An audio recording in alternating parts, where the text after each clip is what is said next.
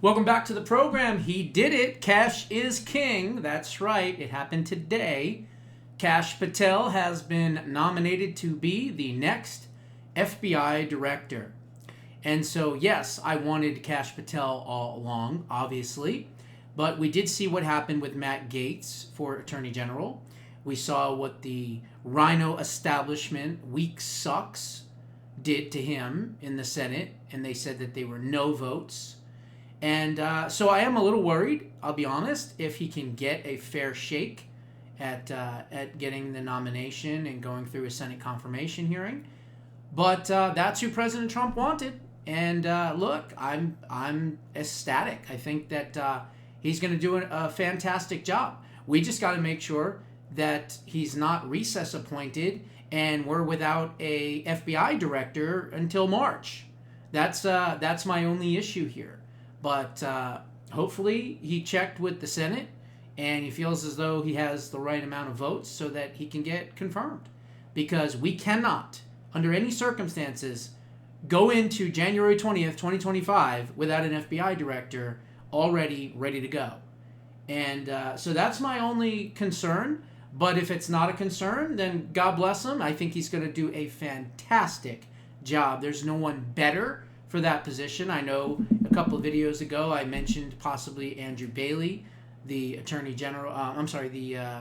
The Attorney General of Missouri, and I thought he would be similar to Pam Bondi, easy, right through on confirmation, and you can use Kash for special counsel or so many other different positions. But President Trump wants his people, wants his loyalists next to him, and I cannot blame him for that. God bless him, and I really do hope that he gets confirmed immediately and no delays whatsoever. So I'm proud to announce that Kash Patel will serve as the next director of the Federal Bureau of Investigations. Kash is a brilliant lawyer, investigator, and America First fighter who has spent his entire career exposing corruption, defending justice, and protecting the American people. He played a pivotal role in uncovering the Russia hoax, standing as an advocate for truth, accountability, and the Constitution. Kash did an incredible job during my first term, where he served as Chief of Staff of the Department of Defense and Deputy Director of National Intelligence, as well as Senior Director of Counterterrorism at the National Security Council. Kash has also tried over 60 jury trials. Now that I didn't know. This FBI will end the growing crime epidemic in America, dismantle the migrant criminal gangs, and stop the evil scourge of human and drug trafficking across the border. Kash will work under our great new Attorney General Pam Bondi to bring back fidelity, bravery, and integrity to the FBI. President Trump.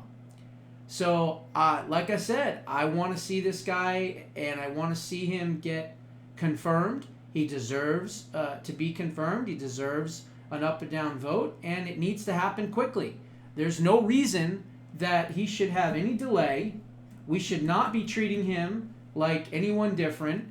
We should not be giving him the Matt Gaetz treatment or anything like that.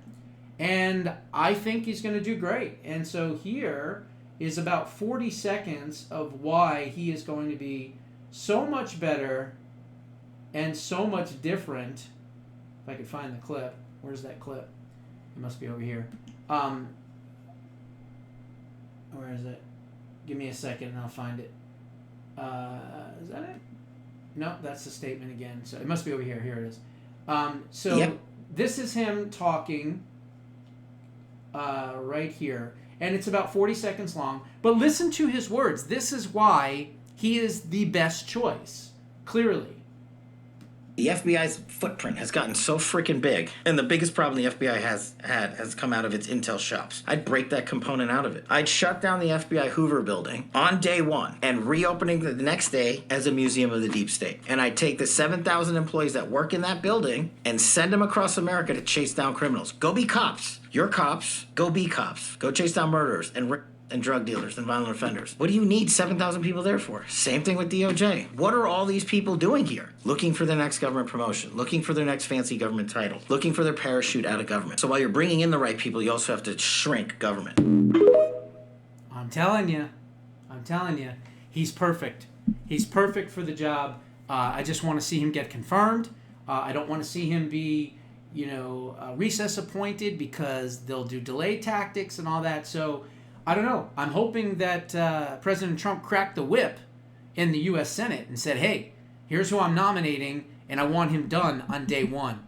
So, we'll see what happens. But congratulations to Kash Patel, and that is how you shake things up. That might be his best position appointment yet, is FBI director, quite frankly. So, we'll see. We'll see what happens. Now, a couple other interesting things.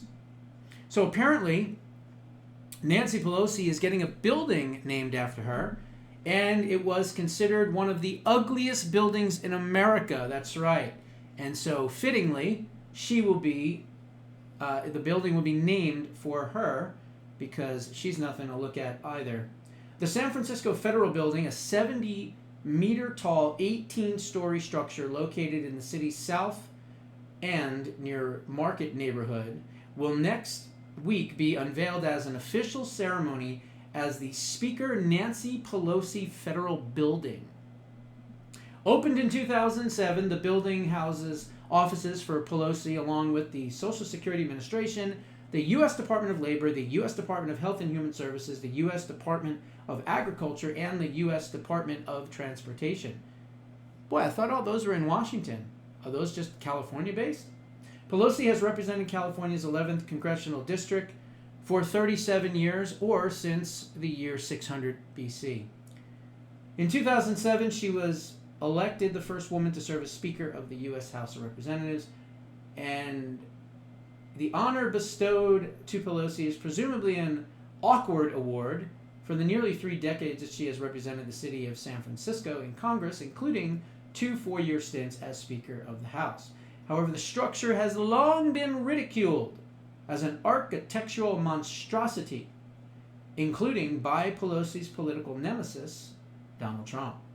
In fact, President Trump even issued an executive order back in 2020 which singled out this particular building as, quote, the ugliest one in all of San Francisco. The decree, titled Executive Order on Promoting Beautiful Federal Civic Architecture, sought to promote classic architecture rather than the modern designs that so many people dislike.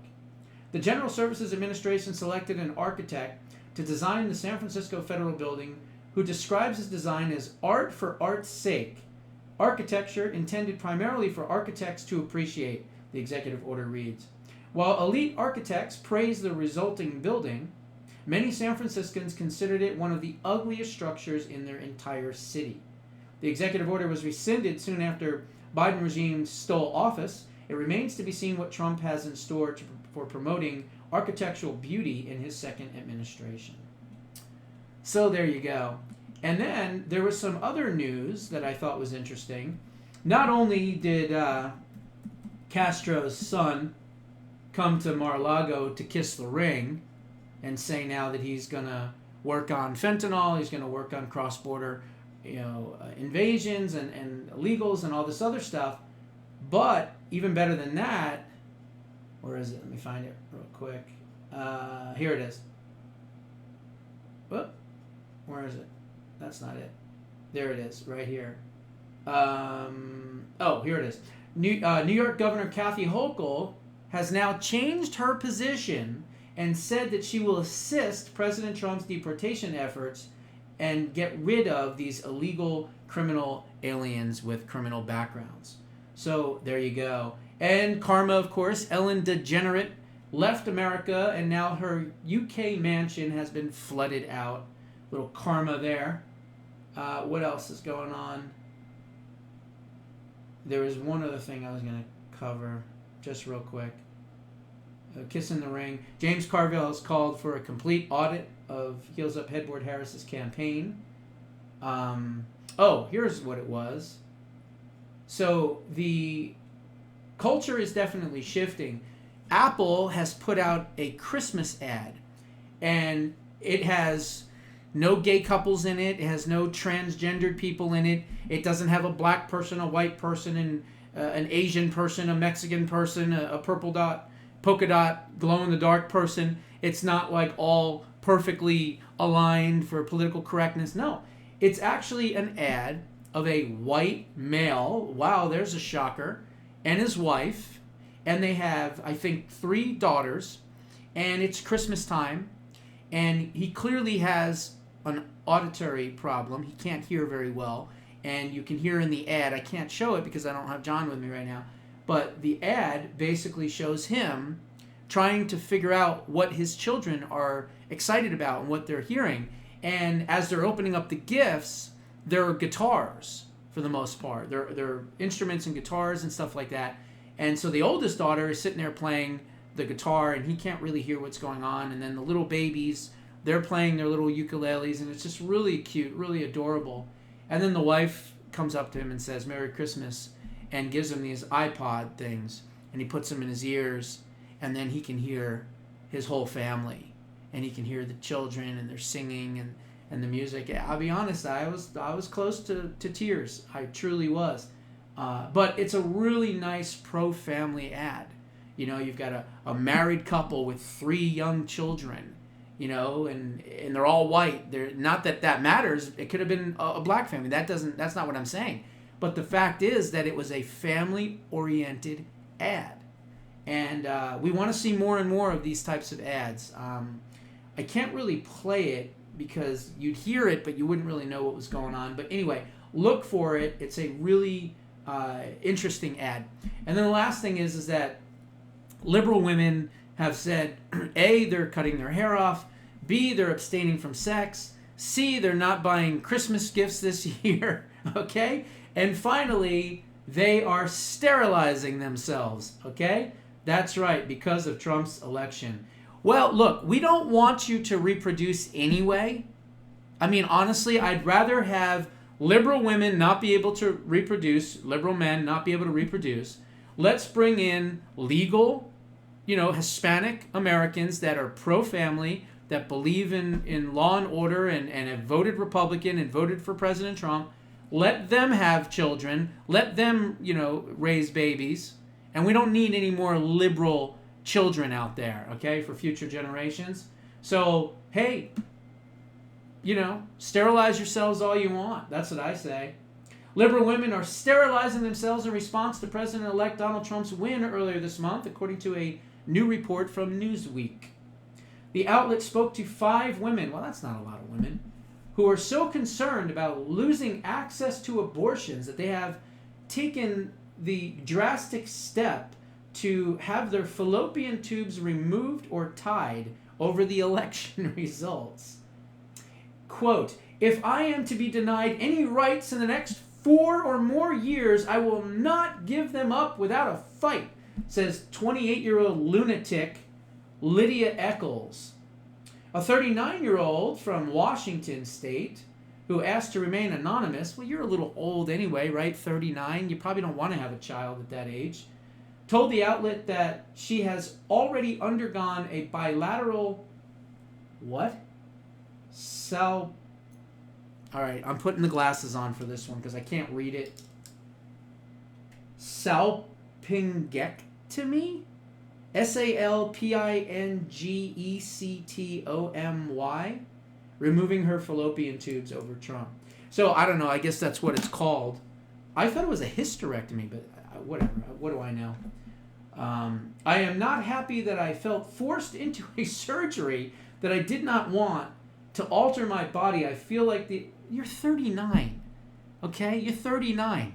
You would have had a pregnancy more than likely that probably would have given you a lot of health issues, number one. Or worse, you would have had a child that was born with Down syndrome or something like that. Now, I'm not saying that isn't a gift from God, too. Of course, every child is. But did you really want to have a complication at 39 years old? I don't know. Most people would not. And then it says, this is horrible. They forced me to be sterilized, the unhinged liberal told Newsweek. I paid way too much attention to the vitriol Trump repeatedly spit during his previous term, she continued, and I am keenly aware of the people he keeps around him and in his ear who all seem to see women as incubators and possessions to subjugate. The woman said that she scheduled the surgery in October and planned to cancel the appointment if Kamala Harris had won. Her husband already had a vasectomy in 2021. Yeah, along with removing his balls, I'm sure. With Trump's victory, we quickly learned that my choice to cancel the surgery had been taken from me, she said. We both believed that I had no choice but to proceed to ensure that I can protect my health should I be assaulted during a Trump presidency, should my husband's vasectomy fail, and or should my hormonal birth control become inaccessible. These people they're nuts. They're crazy and they're nuts. But you know what? I'm glad. Keep snipping, guys. And women, keep tying them tubes up. Okay? If you vote for liberals and you vote for Democrats, I don't want you to procreate. I'll say it personally. Okay? We don't want you. I would much rather have immigrants that love this country, that are legal, that want to raise their children in a safe environment, in freedom, and continue to vote for President Trump and Republicans than to have single, crazed, blue-haired, freakazoid women raising non-binary, two-spirit, three-spirit, 64-gendered fruitcakes, okay? That's just me personally. But then again, that's because I believe in the nuclear family. I believe in marriage. I believe in having a husband and a wife and children in the household and not having two men running a household or two women running a household. I want to go back to the 1950s type of mentality, okay? That's what we need. Unfortunately, we have the technology of 2024, 2025, and beyond, but that doesn't mean that we can't go back to family values. And I hope that this election helps bring us back to those foundational principles where you had people that were sitting at the table, holding hands, breaking bread, saying a prayer before they ate, putting the kids to bed at a decent hour without television, without video games, without screen time. Let's go back to that. Let's go back to having children play outside and come home when the street lights came on like we did in the 80s. I don't know. Maybe I'm just nostalgic. Maybe I'm just becoming an old fart myself. I don't know. Bottom line is, I want that America back. And hopefully President Trump and the golden age can bring it. Those are my thoughts. What are yours? Put them down in the comments below. We'll see you in the next one.